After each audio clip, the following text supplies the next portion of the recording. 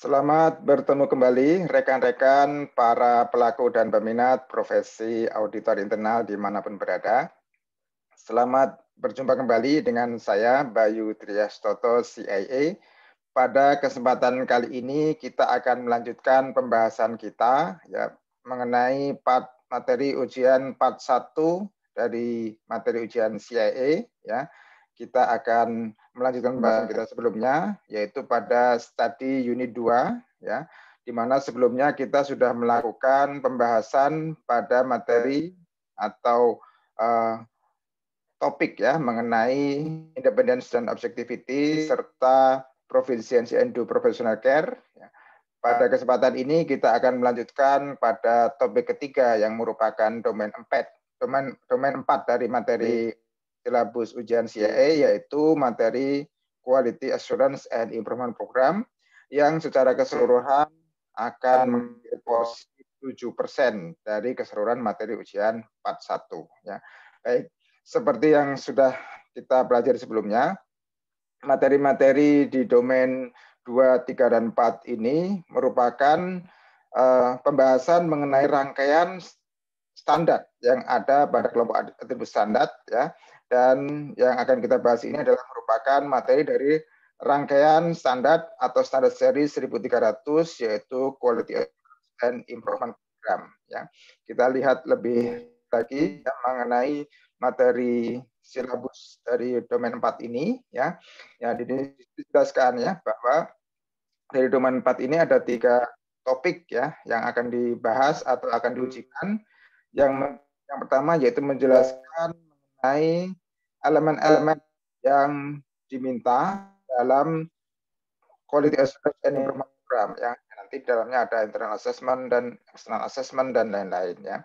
Kemudian juga topik berikutnya adalah menjelaskan ya mengenai permintaan dari laporan hasil dari Quality Assurance and Improvement Program kepada board, dewan atau other governing body ya. Kemudian yang ketiga adalah mengidentifikasi pengungkapan yang semestinya ya dari kesesuaian atau ketidaksesuaian dengan standar IAE ya, standar profesi IAE ya. Ini semuanya akan diujikan pada level basic ya, dan pada pembahasan MCI review system ya ini dibahas pada subunit 27, 28 dan 29 ya. Baik, kita akan coba melihat ya, dari materi standarnya sendiri ya.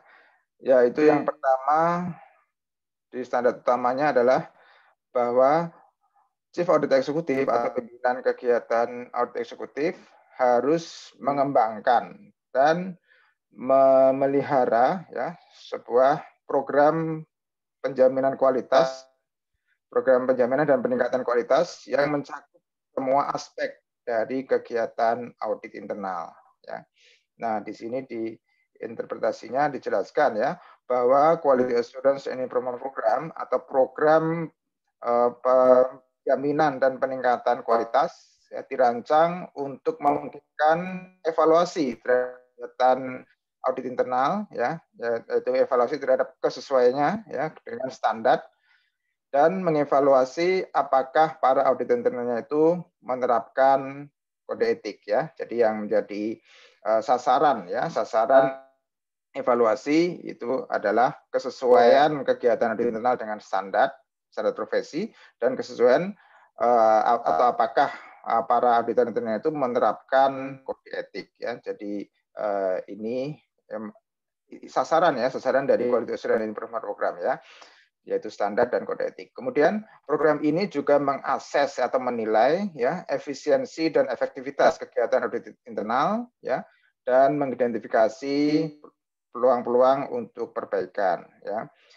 Chief Audit Executive ya, pimpinan kegiatan audit internal ya, hendaknya ya mendorong pengawasan dari board terhadap Quality Assurance dan Improvement Program ini ya. Jadi di sini dijelaskan ya sasaran dari program QAIP itu adalah standar dan kode etik ya. Nantinya dijelaskan lebih lanjut di dalam implementation guide ya bahwa dengan kesesuaian terhadap standar dan kode etik ini, ya, dengan sendirinya nanti akan align atau akan sesuai dengan definisi, ya, dari kegiatan audit internal maupun prinsip-prinsip pokok atau core principle dari kegiatan audit internal, ya.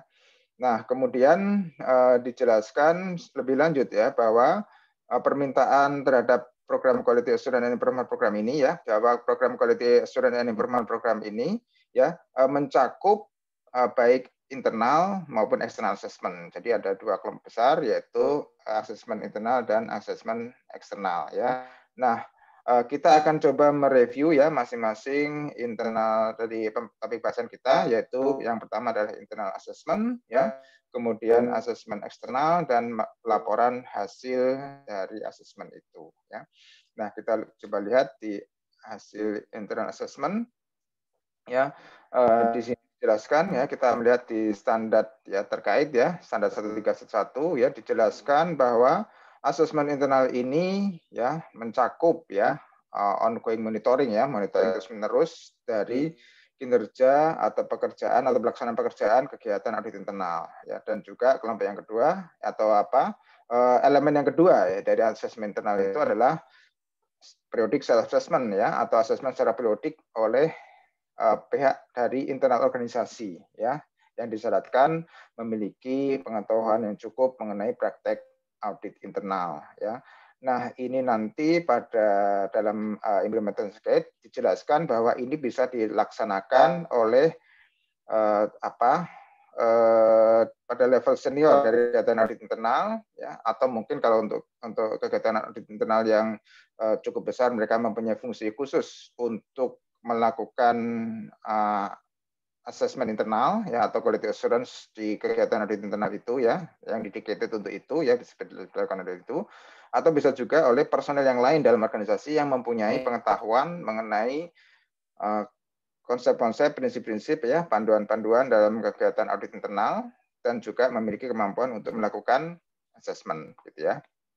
Nah, dijelaskan lebih lanjut di sini apa yang dimaksud dengan ongoing monitoring. Ongoing monitoring itu adalah supervisi day to day, ya, supervisi secara secara dalam kegiatan audit sehari-hari, ya, dalam pelaksanaan kegiatan sehari-hari, ya. Di dalamnya ada arahan, review, ya, feedback dari manajemen audit internal itu sendiri, ya. Di dalam tim audit internal biasanya kan ada anggota tim direview, disupervisi oleh ketua tim direview oleh supervisornya, kemudian jika di atasnya ada jenjang audit manager juga itu termasuk bagian dari yang melakukan ongoing monitoring, ya.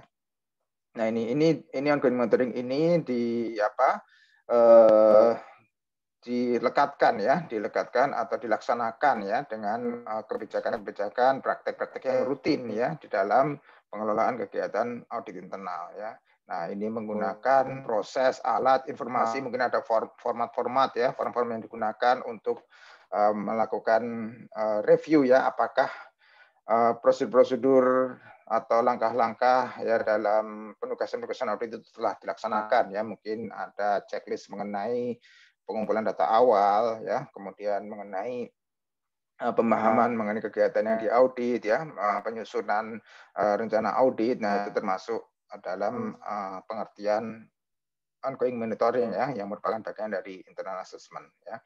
Nah, kemudian periodic assessment ini dilaksanakan, ya, dilaksanakan secara periodik, ya. Periodik itu nanti dijelaskan cakupannya adalah setahun sekali, gitu, ya. Nah, dalam pelaksanaan atau asesor melaksanakan itu diharapkan memiliki pengetahuan yang cukup, ya, mengenai praktek-praktek audit internal, ya, dengan mengacu kepada IPPS tentunya, ya. Nah, kita coba lihat di paparan berikutnya, ya. Kita coba lihat mengenai internal assessment, apakah ada uraian lagi, ya, kita coba lihat. Oh, tidak ada, ya, cukup, ya. Jadi itu uraian mengenai internal assessment. Kemudian kita akan melihat penjelasan, ya, mengenai external assessment, ya. Asesmen eksternal ini dilaksanakan, ya, menurut standar, ya. Ini dilaksanakan setidaknya 5 tahun sekali, ya, atau sekali dalam 5 tahun, ya, yang dilaksanakan oleh asesor independen, ya, atau assessment team, ya, atau tim assessment yang qualified dan independen ya, yang berasal dari luar organisasi begitu ya. Nah, ini kemudian hasil atau hal-hal mengenai external assessment ini harus didiskusikan oleh Chief Audit Executive bersama board ya, atau bersama dewan atau governance body dalam organisasi itu ya. Apa saja yang didiskusikan yaitu mengenai form ya, bentuk dan frekuensi dari asesmen eksternal ya. Dan kemudian juga kualifikasi dan independensi dari asesor ya, asesor eksternal itu ya, atau asesmen tim itu, termasuk apabila ada potensi konflik of interest. Jadi hal ini harus didiskusikan dengan board atau governing body ya, di sini jelaskan ya. Kemudian, nah di dalam bagian interpretasi dijelaskan ya bahwa external assessment ini dapat dilaksanakan dengan dua alternatif ya. Yang pertama adalah dengan full external assessment ya, atau assessment secara penuh oleh pihak ketiga. Ya, assessment secara penuh oleh pihak ketiga ini bisa dilaksanakan oleh lembaga konsultan ya, atau lembaga-lembaga lain ya yang bisa menyediakan sumber daya atau tim untuk asesmen itu ya, termasuk juga organisasi profesi juga bisa memfasilitasi itu ya, IAE di sini ya, IAE Indonesia khususnya ya, bisa memfasilitasi itu.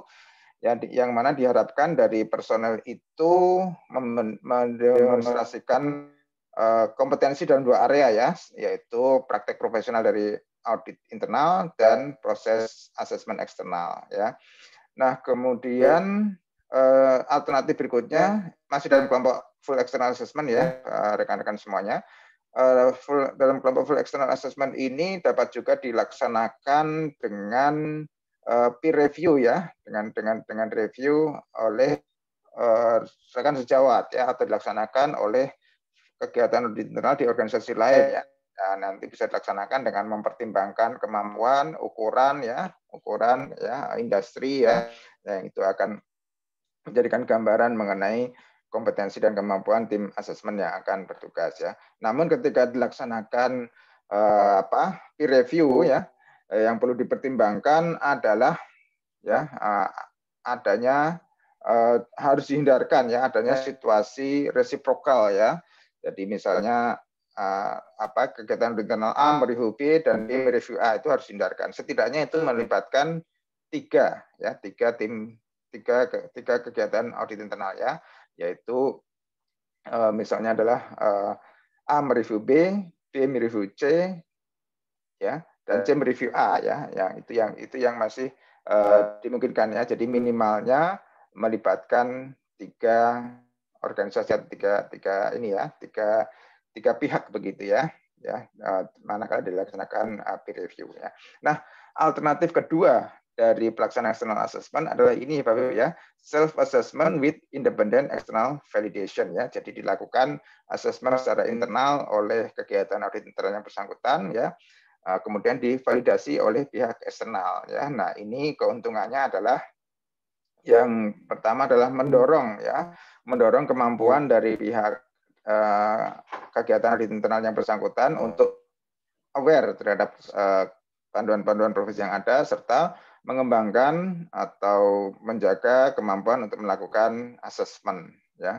Dan pertimbangan manfaat yang kedua adalah ya tentu biaya dari asesmen itu bisa dikurangi atau bisa dihemat ya, karena sebagian besar pekerjaan itu dilakukan oleh pihak internal ya. Namun demikian harus diberikan fasilitas ya kepada pihak eksternal yang akan melakukan validasi untuk bisa melakukan review terhadap asesmen yang dilakukan oleh pihak internal itu ya. Nah, ini Bapak Ibu ya, jadi kembali saya ulangi bahwa external assessment itu dapat dilaksanakan dengan dua kelompok besar alternatif, yaitu full external assessment dan self assessment dengan independent external validation ya. Jadi dua kelompok besar, kemudian full external assessment ini diantaranya bisa dilakukan dengan peer review ya, atau review oleh rekan sejawat begitu ya. Yang minimalnya melibatkan tiga pihak sehingga dapat dihindarkan adanya review secara resiprokal ya. Ya, review secara resiprokal itu tadi saya jelaskan adalah A mereview B dan B mereview A. Jadi ini dikhawatirkan akan menghilangkan atau mengurangi objektivitas dari pelaksanaan review itu sendiri ya. Nah, kemudian juga perlu kita pahami juga bahwa dalam kategori pihak independen ini ya, pihak yang independen dalam pengertian untuk external assessment ini adalah pihak-pihak yang berada di luar organisasi ya, atau tidak terafiliasi dengan organisasi ya. Dalam hal ini hubungan induk dengan anak itu juga dianggap tidak independen ya. Misalnya kegiatan audit internal di perusahaan induk ya, itu dianggap tidak independen untuk melakukan external assessment terhadap kegiatan audit internal di perusahaan anak. Jadi ini yang perlu diperhatikan, mungkin nanti ditanyakan juga dalam soal ya, termasuk juga perusahaan-perusahaan yang terafiliasi itu dianggap tidak independen gitu ya. Jadi perlakuannya adalah itu masih satu pihak ya, mungkin bisa nanti menjalankan sebagai pihak yang menjalankan internal assessment begitu ya. Nah, kita coba melihat ya dari external assessment ini ya. Tadi sudah kita jelaskan pengertian external assessment ya, kemudian interpretasinya ya, dan kemudian kita akan melihat ke laporan hasilnya ya.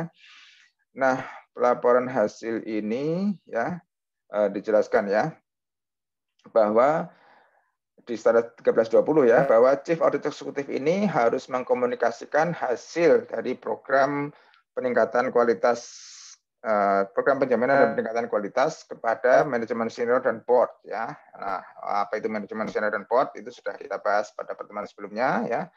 Nanti silahkan dilihat lagi di topik mengenai independensi dan objektivitas ya. Nah, di sini dijelaskan ya bahwa pengungkapan itu hendaknya mencakup ini ya, ruang lingkup dan frekuensi dari asesmen internal maupun asesmen eksternal ya. Kemudian kualifikasi dan independensi dari asesor dan tim asesmen, termasuk potensi-potensi konflik of interest ya. Mungkin ada personil asesmen yang merupakan ex karyawan bisa jadi ya, ex karyawan dari organisasi itu, atau asesmen tim asesmen atau pihak asesor yang merupakan auditor eksternal dari organisasi kita ya. Nah, itu ada kemungkinan potensi konflik of interest, atau tim asesor yang merupakan pihak yang turut memberikan konsultasi dalam pengembangan atau pekerjaan-pekerjaan dari kegiatan internal kita. Itu hal-hal seperti itu harus diidentifikasi ya apabila terjadi begitu ya. Dan juga hal-hal mengenai hasil asesmen itu ya, konklusi dari asesor dan rencana perbaikan yang akan dilakukan ya, corrective action plan ya. Nah, ini bentuk diskusinya, komunikasinya ya, itu didiskusikan dengan senior management dan board ya, dan mempertimbangkan ya tanggung jawab audit internal ya, dan Chief Audit Executive ya, tanggung jawab kegiatan internal dan Chief Audit Executive sesuai dengan yang tertuang di dalam internal audit charter ya. Nah, kemudian untuk menunjukkan kesesuaian dengan kode etik dan standar, hasil dari asesmen eksternal, asesmen internal maupun eksternal ya, dikomunikasikan ya pada saat setelah selesainya manakala asesmen itu telah selesaikan dilaksanakan ya. Jadi hasil dari asesmen internal periodik ya, asesmen internal secara periodik dan asesmen eksternal itu dikomunikasikan manakala atau ketika diselesaikan, dan juga hasil dari ongoing monitoring ya. Tadi kita bahas bahwa ongoing monitoring itu adalah proses review dalam kegiatan day to day dari kegiatan audit internal ya, dan itu langsung terus menerus. Ini dikomunikasikan setidaknya setahun sekali ya. Nah, hasil materi komunikasi ini mencakup ya hasil asesmen ya, dan juga tingkat kesesuaiannya ya, dan nanti di kesimpulan hasil asesmen ya bisa disimpulkan ya, salah satu contoh kesimpulan hasil asesmen ya secara umum bisa dibagi menjadi 3 ya. Ini salah satu contoh hasil asesmen ya, bisa mengekspresikan atau menyatakan tingkat kesesuaiannya apakah konform ya, konform atau praktek kegiatan audit internal itu sesuai dengan standar profesi dan audit internalnya telah mematuhi kode etik ya, Manakala itu terjadi maka diberikan kesimpulan confirm atau partially confirm ya. Ada hal-hal tertentu yang tidak sesuai dengan standar atau ada ketidaksesuaian atau ketidakpatuhan terhadap kode etik profesi, tetapi secara keseluruhan ya tidak mengganggu efektivitas pelaksanaan kegiatan audit internal ya, itu diberikan kualifikasi atau kesimpulan partially confirm ya. Atau yang ketiga adalah not confirm ya. Not confirm artinya ada hal-hal yang signifikan ya mengenai ketidaksesuaian praktek kegiatan audit internal itu dengan standar profesi ya, atau ada ketidakpatuhan yang signifikan terhadap kode etik profesi sehingga mempengaruhi atau mengganggu efektivitas kegiatan audit internal di organisasi itu. Nah, ini salah satu contoh umum ya Bapak Ibu ya dari hasil kesimpulan asesmen eksternal ya, dan ini juga mungkin bisa diterapkan ya dalam asesmen internal, yaitu klasifikasi mengenai kepatuhan atau kesesuaian ya, kesesuaian dengan kode etik dan standar profesi, yaitu confirm, generally confirm ya, partially confirm, dan not confirm ya. Alternatif lain adalah dengan menggunakan maturity level ya, dengan mengekspresikan kondisi kegiatan audit internal dalam maturity level ya, bisa menggunakan 5 level ya, dari 1 sampai 5 begitu ya. Dari 1 sampai 5 ya, dengan menggunakan kriteria-kriteria yang sesuai ya, dengan sesuai dengan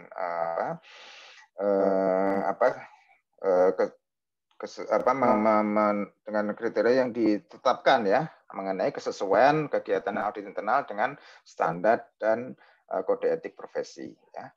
Nah, kemudian berikutnya dijelaskan dalam pasal 1321 ya, bahwa pernyataan ya atau statement ya mengenai kesesuaian kegiatan audit internal dengan standar profesi itu ya, itu hanya bisa dilakukan ya jika itu didukung dengan hasil program Quality Assurance and Improvement Program ya, atau hanya artinya tidak bisa dilakukan tanpa didukung dengan hasil Quality Assurance and Improvement Program ini begitu ya. Nah, ini dijelaskan juga di interpretasinya ya. Ya, jadi ini juga mencakup ya hasil dari requirement QAP secara utuh ya, sesuai dengan yang dimintakan di standar 1300 ini ya, yaitu mencakup quality assurance internal dan external assessment ya. Jadi harus dilaksanakan secara utuh dan hasilnya menyatakan sesuai, baru bisa dinyatakan atau diungkapkan pernyataan ini ya. Pada pernyataan ini bisa dinyatakan ya. Baru hal ini bisa dinyatakan oleh kegiatan internal itu. Artinya tidak boleh ya tanpa didukung hasil Quality Assurance and Improvement Program ya, atau suatu kegiatan audit internal itu tidak boleh menyatakan mengenai hal ini tanpa didukung dengan hasil Quality Assurance and Improvement Program gitu ya, yang tentunya di dalamnya menyatakan kesesuaian ya dengan dengan standar profesi ya dan kode etik. Dan secara umum ya kegiatan audit internal itu efektif ya dan efisien di dalam menjalankan kegiatan ya. Itu pengertian sesuai dengan yang kita lihat dari uraian standar tadi ya.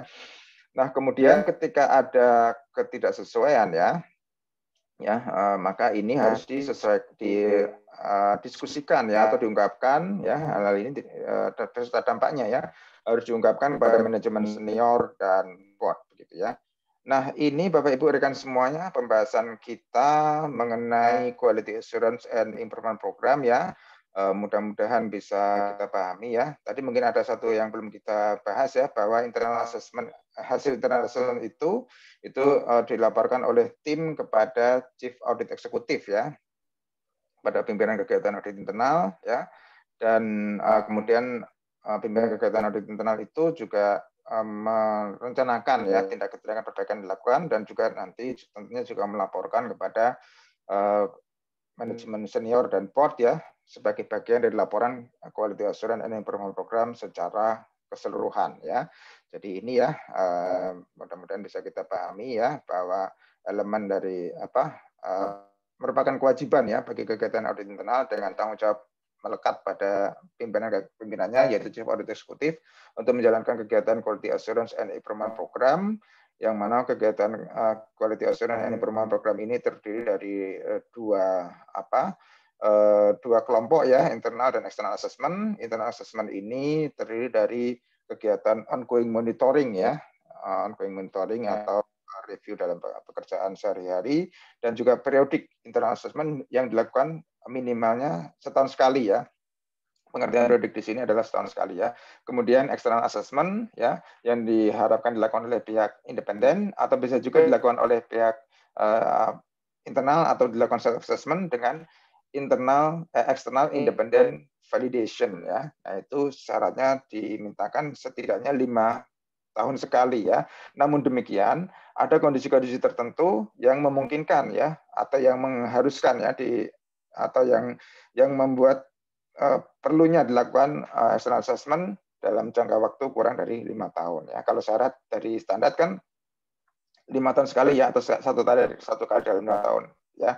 Tentunya apabila dipandang perlu ya, baik oleh Chief Audit Executive ataupun Assurance Management Board ya, manakala dipandang perlu maka itu bisa dilakukan lebih ini lagi ya, lebih sering lagi ya, atau bisa dilakukan kurang dari 5 tahun sekali. Nah, itu tentunya diperkenalkan ya. Nah, di sini juga Chief Audit Executive ini juga diharapkan ya mendorong pengawasan dari board terhadap program ini ya. Nah, ini Bapak Ibu ya, pembahasan materi mengenai Quality Assurance and Improvement Program ya. Selanjutnya ya, sebagaimana biasa kita akan mencoba melakukan latihan soal ya dari klaim CIA review system ya. Sebelumnya kita sudah mencoba beberapa soal ya. Kita akan melakukan latihan soal ya dari topik yang kita bahas mengenai Quality Assurance and Improvement Review ya. Sebagaimana telah kami sampaikan sebelumnya, dalam klaim CIA review system ini terdapat cukup banyak soal ya, mungkin ratusan soal ya, yang bisa kita gunakan untuk persiapan kita ya. Dan memang di dalam persiapan ujian CIA ini ya diperlukan banyak latihan ya. Ini secara keseluruhan ya, ini ada ratusan soal ya yang bisa kita gunakan untuk latihan ya. Sedangkan untuk studi unit 2 ini sendiri ada 157 soal ya. Nah, kita akan mencoba melatih di 3 topik yang kita bahas ya. Secara keseluruhan ada 35 soal ya. Ada 35 soal ya. Mungkin kita akan coba ambil 5 soal saja ya Bapak Ibu ya, sebagai latihan pada kesempatan kali ini ya. Nanti ketika untuk latihan lebih lanjutnya ya, Bapak Ibu rekan semuanya bisa melakukan latihan secara mandiri ya, tentunya dengan memiliki lisensi klaim CIA review secara yang authorized atau yang resmi ya. Nah, ini disediakan menu latihannya di dalam aplikasi ini gitu ya. Nah, ini ditanyakan ya, apakah 4 langkah kunci dalam deeming cycle ya. Iya, tadi mungkin belum sempat kita bahas ya. Jadi ini mungkin landasan atau filosofi atau yang menjadi dasar dalam pelaksanaan quality assurance dan improvement program adalah dengan mengacu kepada deeming cycle ya, yaitu ada PDCA ya, yang kita kenal dengan PDCA, plan, do, check, dan action ya.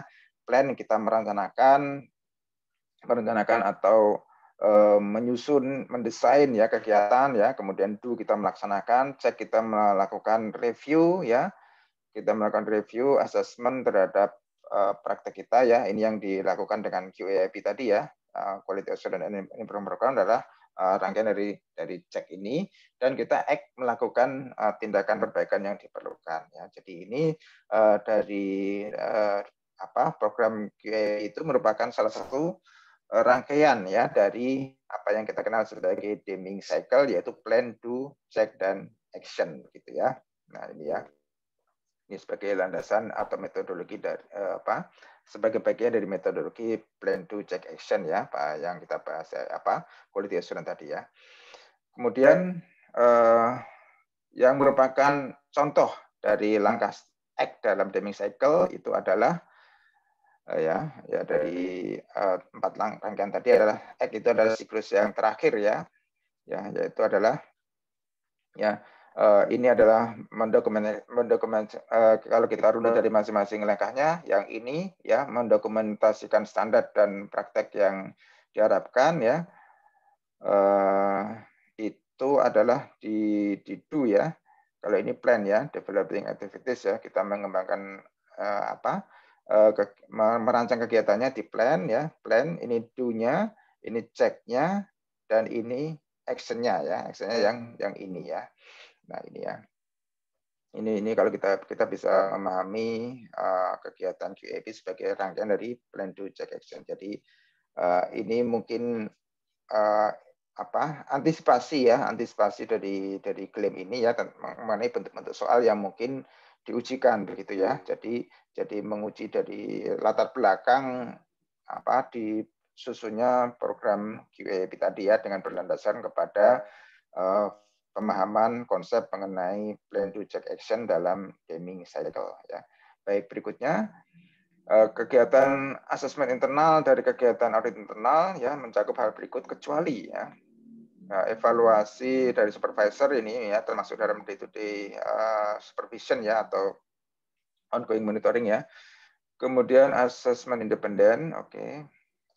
Kemudian evaluasi dari KPI ya, evaluasi kesesuaian ya.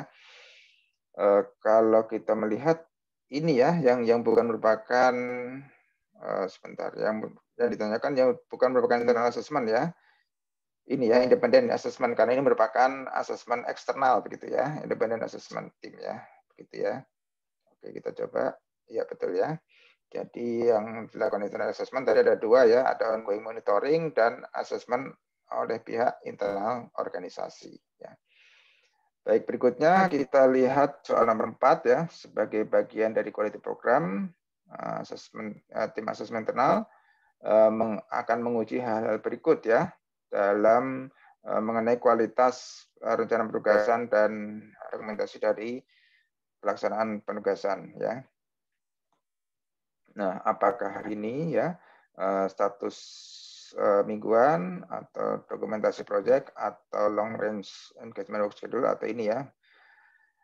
Oke, jadi ini konteksnya adalah internal assessment team ya. Jadi ini periodic internal assessment ya. Periodic internal assessment ya.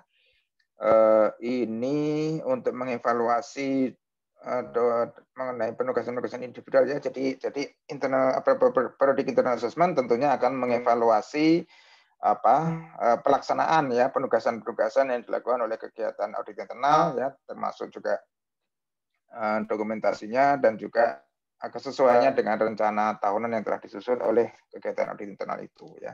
Jadi di sini ya yang termasuk dalam bagian yang diuji dalam internal assessment ya, ini tentunya adalah ini ya, mengukur